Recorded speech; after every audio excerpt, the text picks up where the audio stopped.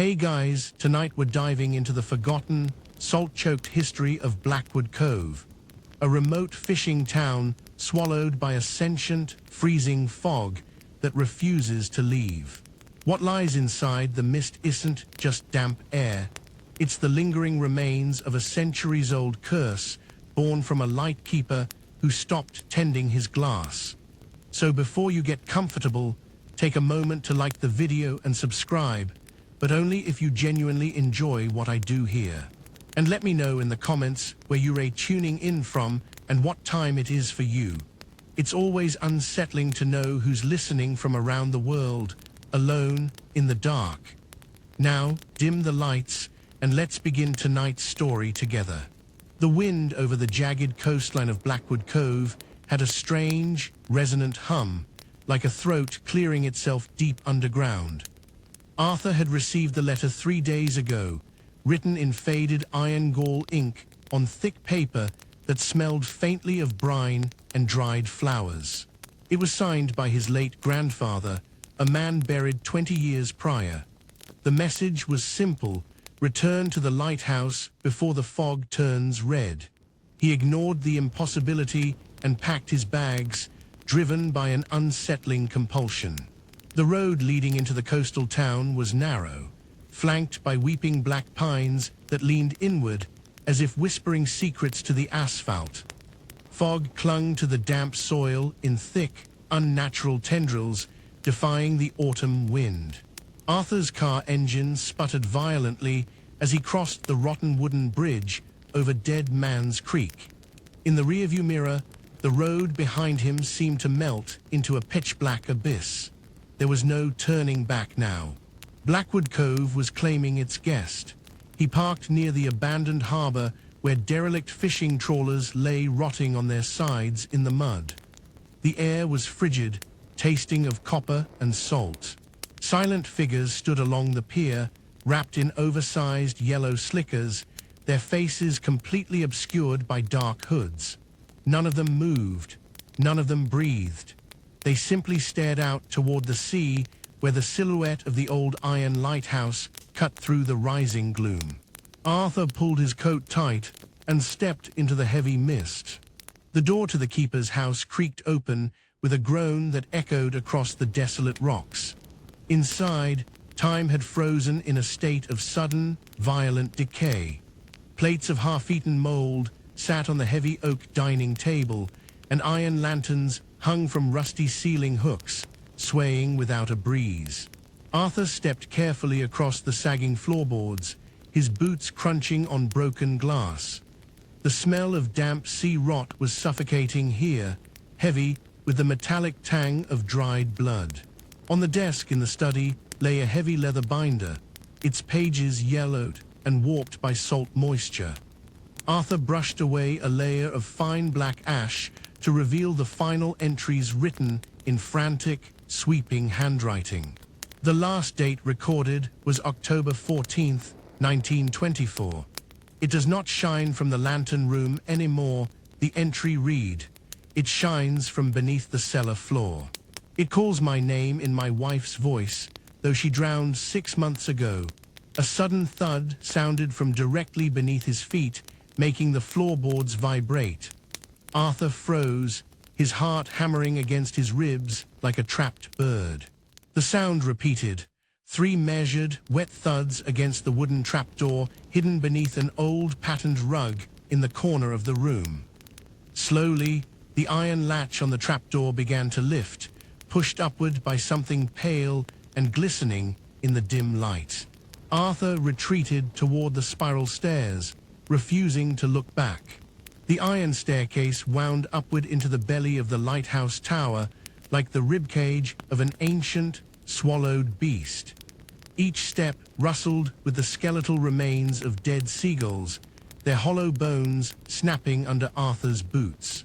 Cold water dripped endlessly from the damp brick walls, clicking against the metal risers in a rhythmic, agonizing pulse. The air grew progressively colder as he climbed, freezing his breath into pale plumes that lingered motionless in the stagnant air before dissolving completely. Halfway up the endless ascent, Arthur noticed strange markings carved into the cold iron railings. They were not words, but chaotic geometric patterns that made his eyes ache and his stomach churn when he looked directly at them. Shadows cast by his flashlight seemed to detach themselves from his body, stretching horizontally along the walls in ways that defied physics. He felt a heavy pressure against his chest, as though the tower itself were exhaling against his small, fragile body. A voice echoed down from the lantern room above, faint and distorted like a recording played at half speed.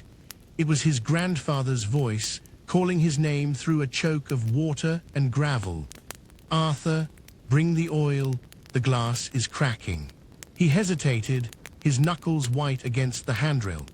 Reason screamed at him to run, to hurl himself down the stairs and risk the treacherous sea, but his legs moved forward on their own, bound to the tower's wicked song. Reaching the top landing, Arthur pushed through the heavy brass hatch into the lantern room. The massive Fresnel lens, built to project light miles into the churning ocean, was entirely shattered from the inside out. Shards of thick, green-tinted glass lay scattered across the circular floor like treacherous ice. In the center of the iron pedestal, where the flame should have burned, sat a rough stone basin filled with a thick, tar-like black fluid that bubbled without any source of heat. The wind outside died completely, dropping the world into an eerie, suffocating silence. Through the broken glass windows of the lantern house, Arthur looked out over the dark expanse of Blackwood Cove. The sea was perfectly still, smooth as polished onyx. Beyond the shoreline, the yellow slickered figures he had seen earlier were walking slowly into the freezing tide. They moved in perfect unison, stepping under the dark waves until their hoods vanished beneath the black water without leaving a ripple. Suddenly, the black fluid in the basin reflected a light that wasn't in the room. A soft, cyan glow emanated from the dark depths of the liquid, casting long, sharp shadows across the metal ceiling. Arthur leaned closer, drawn by a hypnotic warmth that belied the room's freezing temperature. Inside the liquid, faces were forming, hundreds of pale, drowned faces staring up at him with wide, milky eyes and open mouths, silently screaming a name that was slowly becoming his own.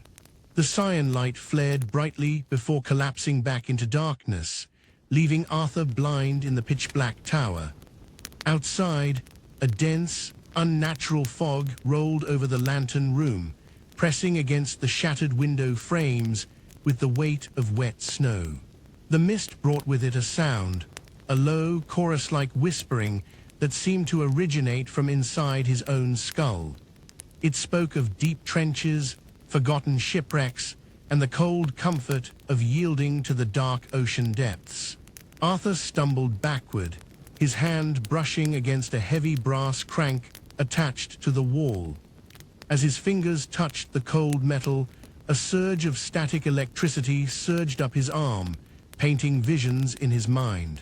He saw the tower as it was a century ago, built over a natural sea cave where early settlers made sacrifices to keep the sea from rising. The Lightkeeper had not been a guardian. He was a jailer, keeping something ancient chained beneath the bedrock. The fog began to spill through the broken windows, coiling around Arthur's ankles like living tendrils. It felt ice-cold and heavy, smelling of crushed sea grass and ancient decay. The floorboards beneath the pedestal groaned, as if under immense pressure from below. Something was rising up through the hollow core of the lighthouse tower. Arthur backed out through the brass hatch, descending the spiral stairs as fast as his trembling legs could carry him into the lower darkness.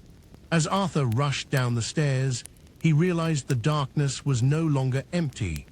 Shadowy silhouettes stood motionless on every third landing, their forms indistinct and wrapped in damp slickers. They didn't move to grab him, nor did they speak, but their presence radiated an intense, suffocating malice. Each step he took felt heavier, as if the surrounding air was solidifying into dense fluid. His breathing came in shallow, ragged gasps that echoed in the tight, iron stairwell.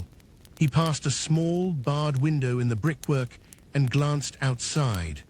The town of Blackwood Cove was illuminated by thousands of tiny, cyan points of light bobbing in the darkness. They were not streetlights or lanterns. They were eyes glowing beneath the salt-crusted surface of the harbor water. The entire ocean surrounding the peninsula was alive with an ethereal luminescence, pulsating in sync with the heavy, wet thud coming from the lighthouse cellar below.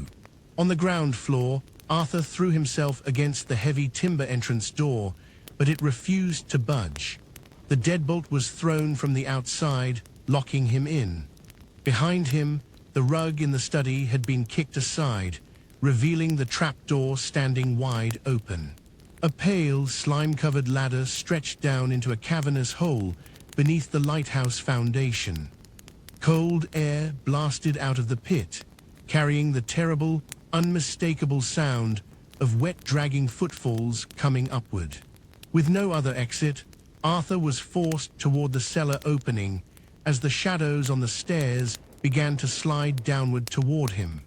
He gripped the slippery rungs of the wooden ladder and descended into the abyss beneath the lighthouse.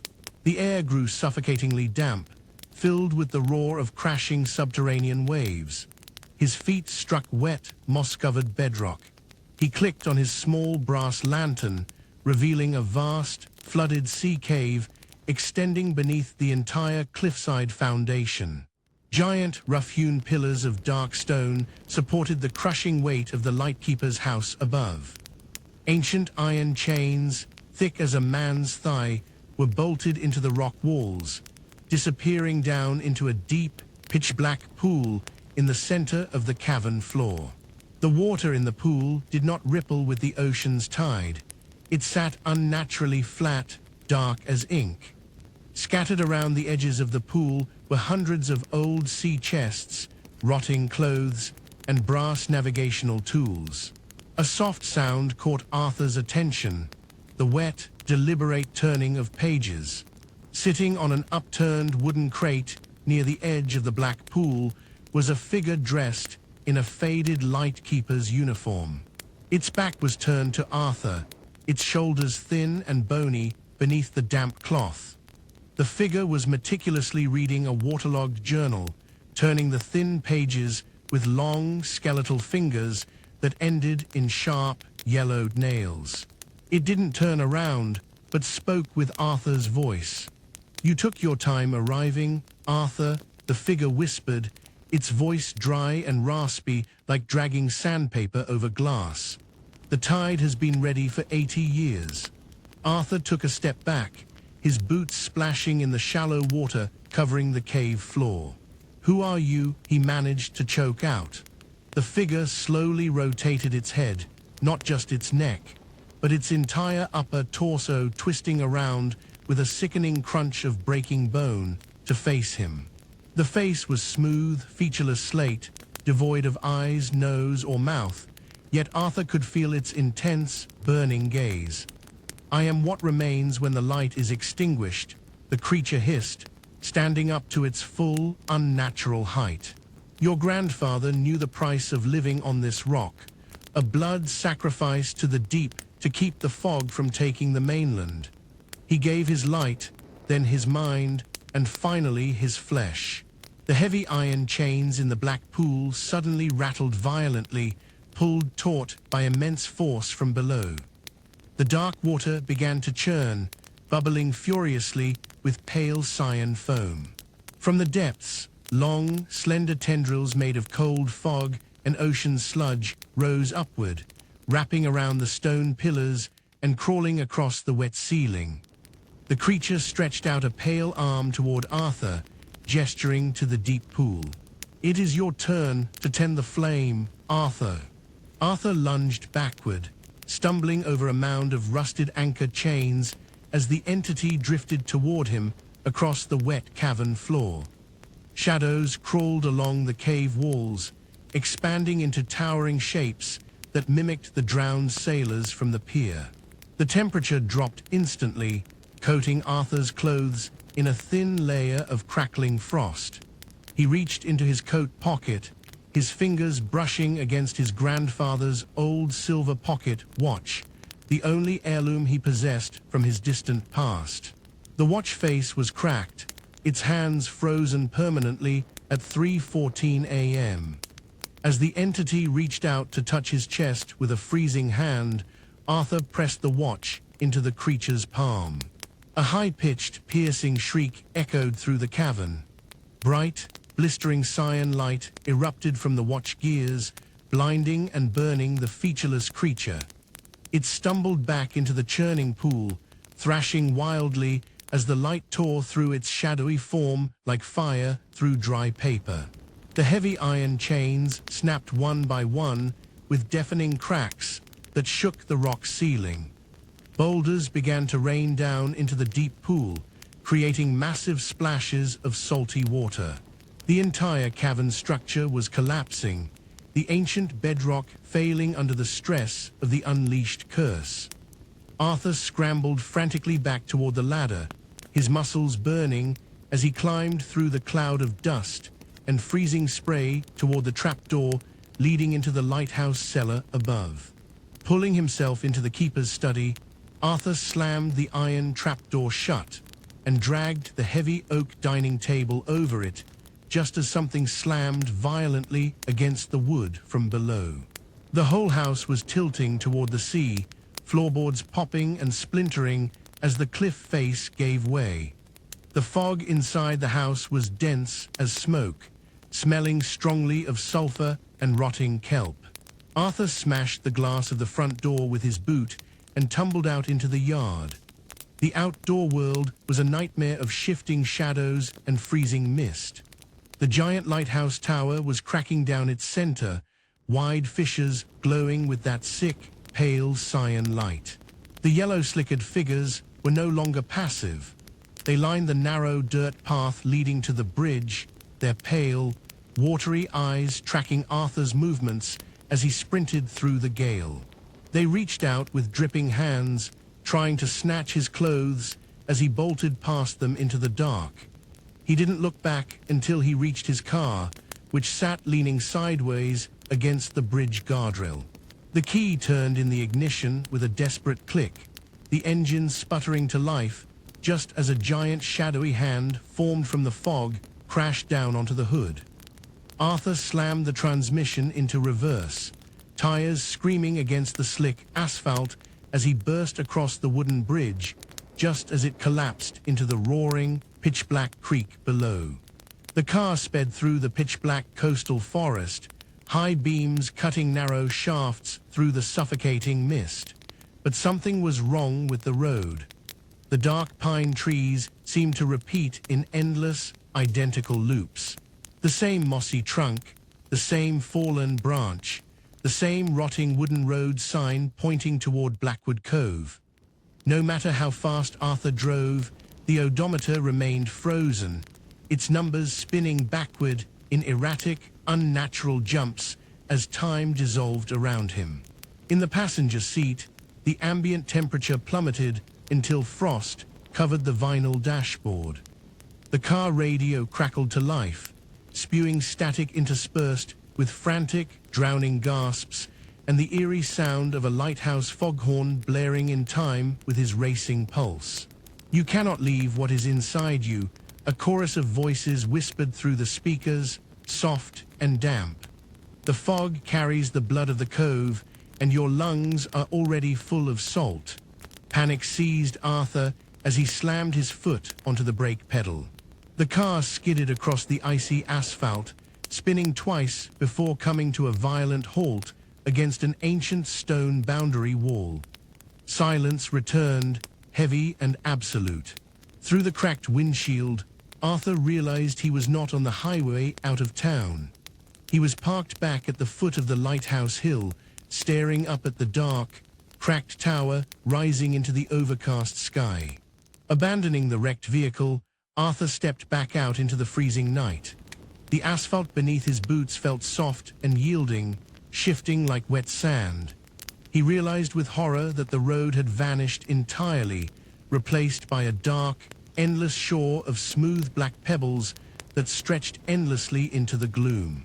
The ocean roared nearby, though no water was visible through the wall of cyan-tinted mist that encircled him on all sides, slowly creeping inward like a tightening noose.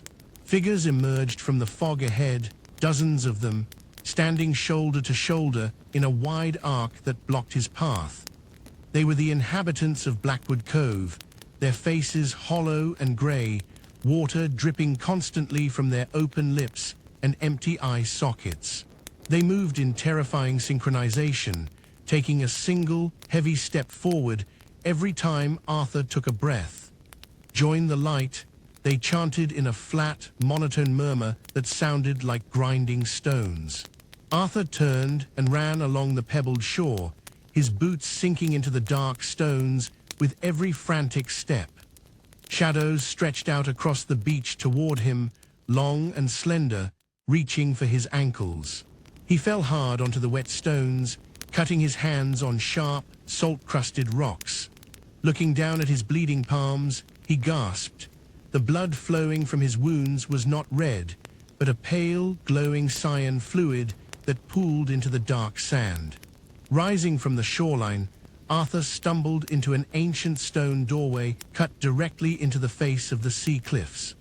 The doorway offered shelter from the encroaching fog, leading into a narrow, damp tunnel illuminated by patches of strange, luminescent moss. The air here was dry and hot, smelling of burnt ozone and copper. As he walked deeper, the sound of the ocean faded, replaced by a rhythmic, mechanical clicking that echoed off the rough-hewn stone walls like clockwork. The tunnel opened into a vast subterranean chamber lined with massive iron gears and bronze-brass wheels that turned slowly without any apparent power source. Steam hissed from iron pipes running along the ceiling, forming floating clouds of grey vapor. In the center of the room sat a massive pendulum, swinging back and forth over a pit of glowing cyan liquid. Each swing of the pendulum produced a deep, booming hum that vibrated through Arthur's teeth and spine. Beside the pendulum stood an iron desk covered in hundreds of leather journals, identical to the one he had found in the keeper's house. Every journal bore his own name, stamped in fading gold foil across the spine. Arthur's log, Volume 1, Volume 2, continuing up to hundreds of books. He opened the nearest volume to the final page. The handwriting was his own, dated today. "I have reached the Clockwork Room. I realize now that I have been here before." A sudden realization hit Arthur like a freezing wave. He was not the grandson who had returned to investigate a curse. He was the keeper himself, caught in a cyclic, nightmare reality born of his own desperate sacrifice long ago. The town, the lighthouse, the ocean, all of it was a psychic prison construct designed to contain the ancient entity sealed beneath the cliffs. Every time he failed to keep the light burning, the cycle reset, wiping his memory clean. He looked down at his clothes. The modern jacket had faded, replaced by the damp, coarse wool of the lightkeeper's coat. His fingers were stained with dark iron ink and sea salt, his skin weathered by decades of ocean gales. The shadows in the Clockwork Room began to gather around him, taking the form of the yellow-slickered figures. They were not monsters. They were the lost souls of previous cycles, waiting for him to break the chain. The glass must be repaired. A voice echoed from the heavy iron pendulum as it swung past his face. The light needs blood to keep the deep from rising. Arthur reached for a heavy brass wrench lying on the desk, his hands steady despite the bone-chilling cold that filled the room. If he was the keeper, then he held the power to alter the mechanism that bound this cursed coast to the void beyond time. Arthur approached the primary brass wheel, which governed the movement of the giant pendulum. Sparks flew as he slammed the heavy wrench directly into the interlocking teeth of the central gear. The entire room shuddered violently, screaming metal tearing against metal as the clockwork ground to a sudden, agonizing halt. The giant pendulum snapped from its cables, plunging directly into the pool of cyan liquid below with a deafening splash that shook the entire subterranean chamber. A blinding wave of light erupted from the liquid, consuming the shadowy figures and scorching the stone walls to stark white ash. The air pressure dropped drastically, causing Arthur's ears to pop painfully as a vacuum pulled at his breath. The cyan pool began to drain rapidly into a vast, black fissure opening at the bottom of the pit. The entity's roar echoed through the stone, a sound of furious defeat as it was sucked down into the abyss. The cavern walls began to crumble, massive blocks of granite falling into the dark pit below.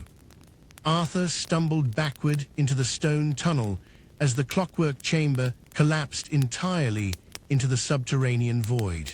Dust and steam filled his throat, blinding him as he scrambled upward toward the surface. He climbed blindly, driven only by a primal instinct to reach the open sky before the entire coastal cliff face caved into the sea. Arthur dragged himself out of a narrow rock fissure onto the top of the coastal cliff. The sky above was no longer pitch black. A faint, cold grey light of dawn was breaking along the eastern horizon. The suffocating, cyan-tinted fog had dissolved completely, replaced by a clean, crisp morning breeze that tasted of real sea salt and fresh earth. Below the cliff, the heavy iron lighthouse had collapsed into a heap of rusted metal and rubble upon the rocks. The town of Blackwood Cove sat empty and still in the twilight. The eerie lights beneath the harbor were gone, replaced by the calm, gentle lap of dark water against the wooden piers.